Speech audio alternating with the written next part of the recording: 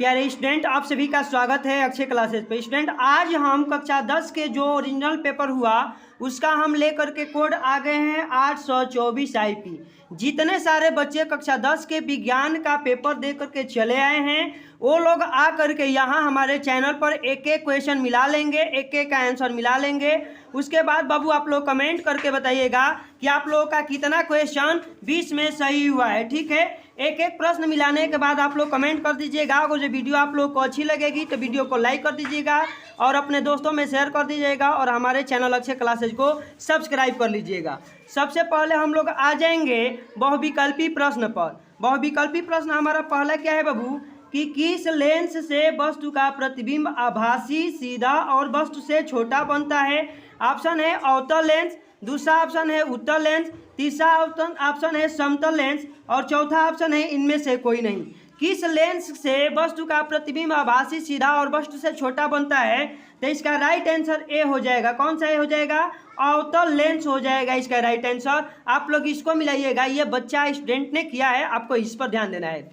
चलिए अब प्रश्न संख्या 2 पे हम लोग चलते हैं कि एक गोलीय दर्पण के वक्रता केंद्र तथा ध्रुव के बीच की दूरी 20 सेंटीमीटर है। दर्पण के ध्रुव से फोकस की दूरी क्या होगी? 5 सेंटीमीटर, 10 सेंटीमीटर, 15 सेंटीमीटर अथवा 20 सेंटीमीटर। तब बाबू इसका जो राइट आंसर होगा ना वो हो जाएगा 10 सेंटीमीटर। कितना हो जाएगा? 10 सेंटीमीटर हो जाएगा। राइट आंसर बी हो जाएगा। अब प्रश्न संख्या 3 पढ़ना है। प्रश्न संख्या 3 है कि प्रकाश के किस घटना के कारण आकाश नीला दिखाई पड़ता है? परावर्तन, अपवर्तन, विक्षेपण या प्रकीर्णन। तब प्रकाश के किस घटना के कारण आकाश नीला दिखाई देता है? तो इसका राइट आंसर बाबू हो जाएगा डी, प्रकाश के प्रकीर्णन के कारण। राइट आंसर डी होगा। इस पर ध्यान नहीं दीजिएगा, ये स्टूडेंट ने अपने से लगाया था। इसका राइट आंसर डी होगा, प्रकीर्णन के कारण। अब 4 नंबर है कि एक लेंस की क्षमता +2 डायोप्टर है, इसकी फोकस दूरी सेंटीमीटर में कितनी होगी? +50 सेंटीमीटर, -50 सेमी या 25 सेंटीमीटर या -25 सेंटीमीटर। तो एक लेंस की क्षमता +2 डायोप्टर है ना, तो इसकी जो फोकस दूरी होगी बाबू वो 1 नंबर हो जाएगा। 1 नंबर 50 सेंटीमीटर प्लस में रहेगा, +50 सेंटीमीटर। आंसर ये होगा। चलिए अब 5 नंबर क्वेश्चन मिला लेते हैं। 5 नंबर क्वेश्चन क्या है कि फ्यूज तार को निम्नलिखित घरेलू विद्युत वितरण के किस तार के श्रेणी क्रम में जोड़ा जाता है? भूसंपर्क तार, उदासीन तार, जीवित तार या इनमें से कोई नहीं। तो 5 नंबर का आंसर हो जाएगा बाबू जीवित तार। ठीक है, राइट आंसर सी ही होगा। चलिए अब 6 नंबर हम लोग पढ़ते हैं कि यदि शक्ति, कार्य तथा समय के मात्रक क्रमशः x1, x2 तथा x3 से प्रदर्शित किया जाए तो निम्नलिखित में से कौन सा संबंध सही है? x1 into x2 equal to x3, x1 into x3 equal to x2, x2 equal to x2 into x3 equal to x1 या x1 into x2 into x3 equal to 1। तो इसका बाबू राइट आंसर हो जाएगा x1 into x3 equal to x2। ठीक है, option B बिल्कुल सही हो जाएगा। प्रश्न संख्या 7 है कि एक चालक में 10 एम्पियर की धारा प्रवाहित होती है, इसके संगत 2 सेकेंड में प्रवाहित होने वाले आवेश की मात्रा कितनी होगी? 10 कूलाम, 5 कूलाम, 20 कूलाम या 25 कूलाम। तो इसका बाबू राइट आंसर जो होगा ना वो हो जाएगा क्या? तो वो हो जाएगा सी नंबर। क्या हो जाएगा? सी नंबर। राइट आंसर हो जाएगा 20 कूलाम। अब हम लोग प्रश्न संख्या 8 पढ़ते हैं। प्लास्टर ऑफ पेरिस का सूत्र है CaSO4 हाफ H2O या CaSO4 2H2O या CaSO4 .H2O या CaSO4 5H2O। तो प्लास्टर ऑफ पेरिस का जो सूत्र होता है CaSO4 हाफ H2O होता है। राइट आंसर इसका ए बिल्कुल सही हो जाएगा। अब प्रश्न संख्या 9 है कि pH मान 8.5 वाला विलयन है, क्षारीय, अम्लीय, उदासीन या इनमें से कोई नहीं। इनमें से कोई नहीं। तो देखिए pH मान 8.5 वाला जो विलयन है उसका प्रकृति जो होगा क्षारीय होगा। राइट आंसर ए हो जाएगा।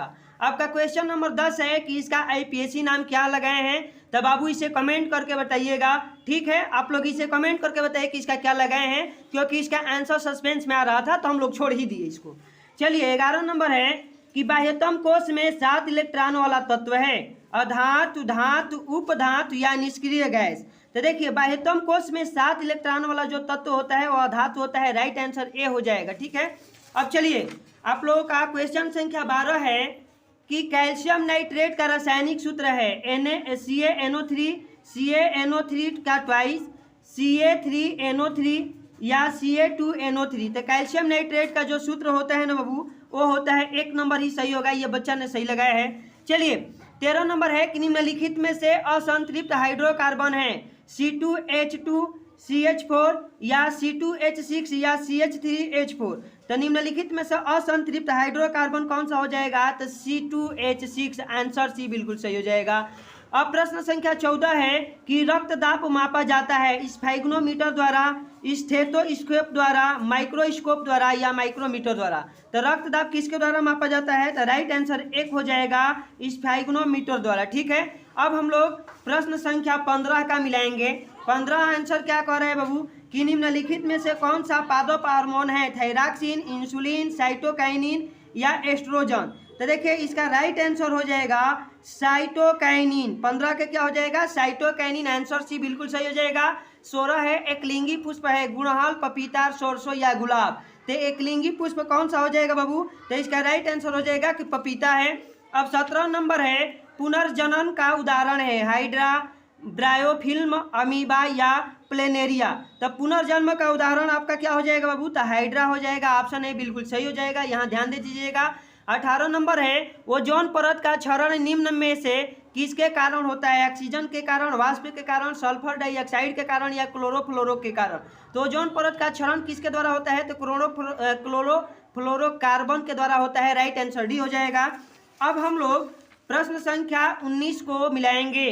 प्राकृतिक परितंत्र है गमले, जल, जल जीवशाला या खेत या वन। तो प्राकृतिक परितंत्र क्या हो जाएगा? तो जल जीवशाला हो जाएगा। आप लोग ध्यान दे दीजिएगा। ठीक है, कमेंट करके बताइएगा जहाँ कहीं भी दिक्कत होगा।